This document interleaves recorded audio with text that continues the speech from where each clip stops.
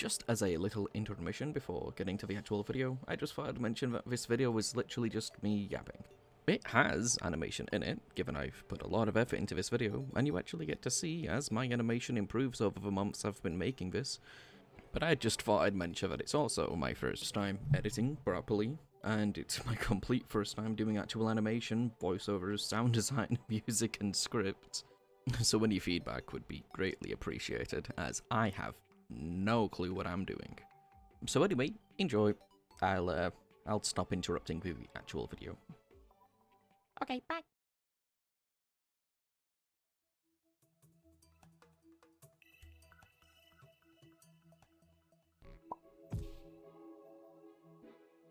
Have you ever wondered what the worst way to learn something is? Yeah, me neither. But I found out the hard way.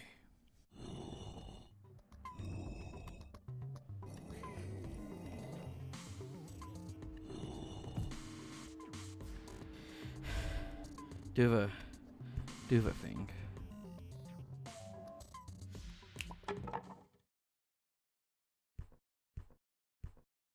Ugh. Sucks to be him, I guess. Anyway, as I was saying, learning is pretty simple in concept, often using the analogy of starting out only knowing how to crawl. Then after some time, you learn to walk, and finally you learn to run. And so naturally, I skipped all of it and decided to go skydiving without a parachute. Yeah, that went about as well as you'd expect it would.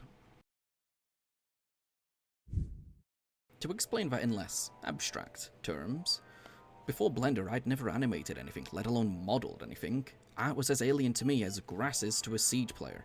I'd encountered it from time to time and I wasn't completely new to it, not comparing myself to Valorant after all. But even with the little knowledge I had about art, immediately attempting to learn Blender basically invalidated any of it anyway. The most I knew about Blender at the time was its strange subreddit r/Blender help and its strange connection to donuts, even though I didn't know why that was at the time.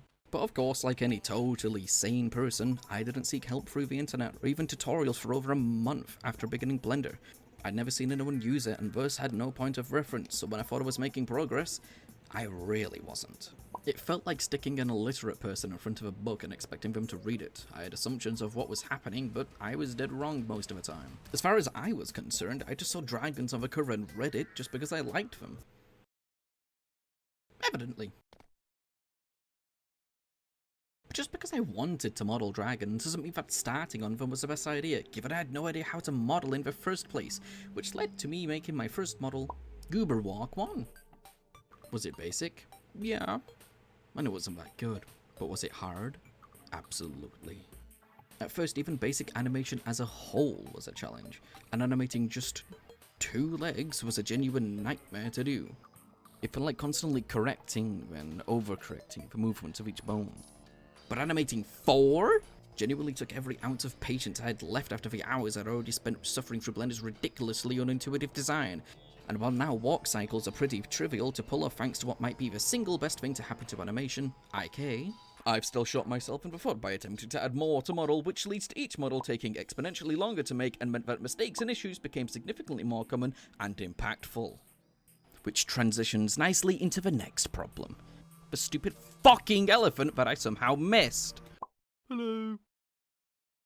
If I had a penny for each time I'd gone through the tedious process of modeling, rigging, weight painting, and animating, and if I'm even more unlucky, recording the video, only to notice a blaring issue with how the model and mesh moves and deforms, and the literal moment I'm about to set the project down, it gets worse, well, in that case, I'd have a lot of pennies.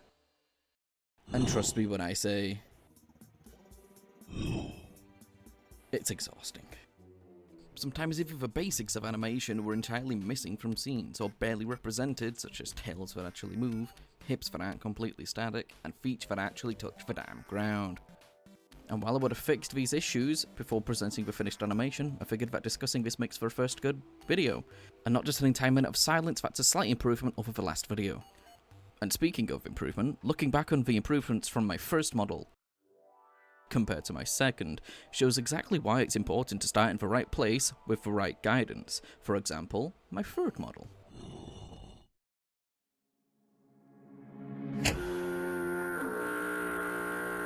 This model is a mess, and it taught me a lot about loop cuts and end-gun reduction, but I didn't know it was teaching me that until I had the confidence to make my 4th model. Yeah, it's supposed to look like that. I never finished it. And that's because my 3rd model was such a devastating blow to my motivation that it quite literally scared me away from making a 4th model due to the fact that I had no idea what had gone wrong, nor did I know how to prevent it from happening again. I only knew that something had gone horribly wrong, and Blender didn't feel like giving me any assistance in finding out exactly what had gone wrong. And then comparing this to the donut.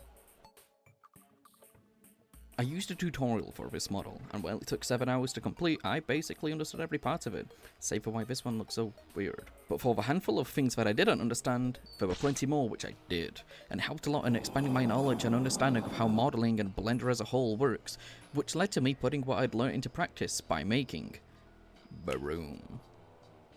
What? Oh, come on. Is it this one?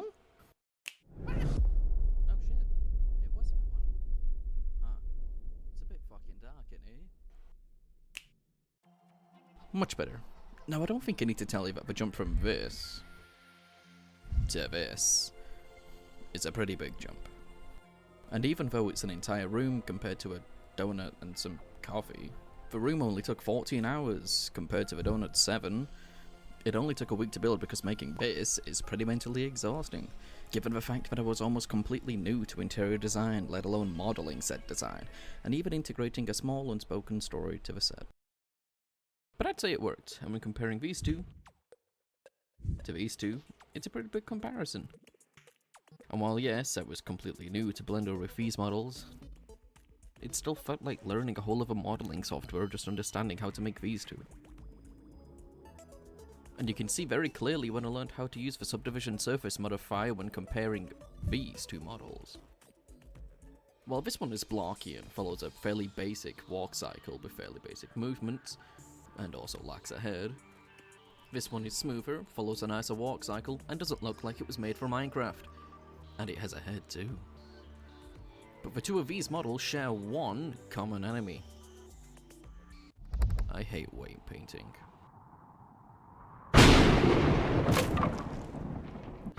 While the models were good by some degrees, it also proved problematic in others, and one of those was when the mesh itself really didn't like moving properly. Like here.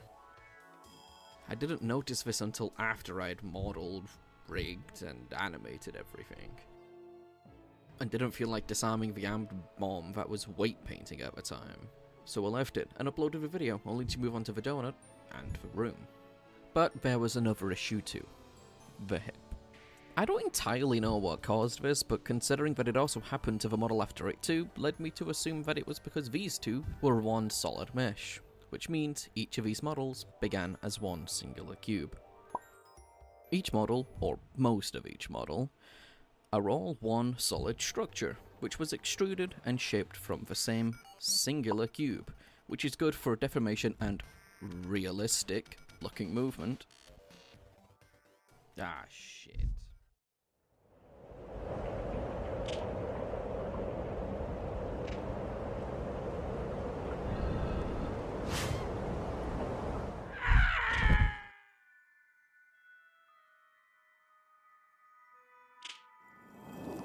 However, from what I've done thus far, the body and the legs being the same mesh just leads to complications when you try to add detail to either of them, as adding more loop cuts to a mesh changes the overall shape of the result than using something like subdivision surface. And so then, you may have already wondered how that knowledge led to this, the model you see before you. Well, if I could imagine one thing that stands out the most about it, it'd be the fact that this model isn't one singular model. Not in that way. However, simply splitting this model into smaller pieces shows exactly what I mean. What? Each individual segment of the model itself is its own individual piece which could move independently were it not connected to the armature. The bones of the model, and the benefit this gives me is that each part can be edited individually. To modify the silhouette, or just add individual details, and was essential for dexterous talons to work correctly. Of course, it comes with downsides. The model looks less fluid, and rigging it was a nightmare. But it worked better than the other methods I know, and it'll be the one I use for now, till I find a better alternative.